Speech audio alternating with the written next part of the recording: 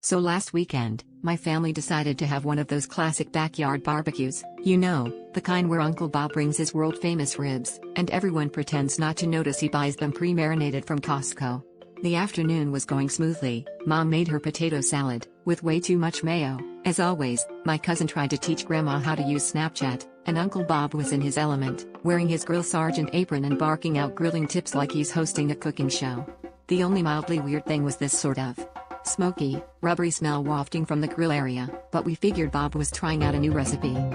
About an hour in, some of us started to wonder why the burgers had a faint taste of Goodyear tires, and why the smoke wasn't exactly making us hungry. Turns out, in his quest for barbecue glory, Uncle Bob had accidentally looped the garden hose onto the grill instead of the hickory chips. None of us noticed until the hose was halfway melted and the burgers had a suspiciously flexible texture. Bob, ever the optimist, tried to play it off. "It's my new smoked hose technique, adds a little bounce to your bite." While Dad quietly Googled non-toxic ways to clean melted rubber off a Weber. We figured that was the end of it, but the real twist came later that night. Around 2 a.m., I woke up to the sound of what can only be described as a jazz rendition of Tequila coming from the backyard.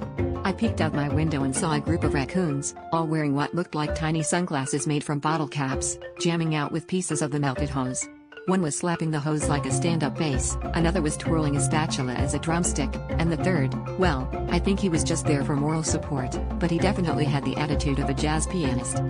So now, not only do we have to buy a new garden hose, but the neighborhood raccoons have started calling themselves the Smokin' Hoses, and they've booked a regular gig outside our shed. On the bright side, at least someone finally appreciates Uncle Bob's unique grilling style, though I'm pretty sure theirs is the only band in town that plays both jazz and melted plastic.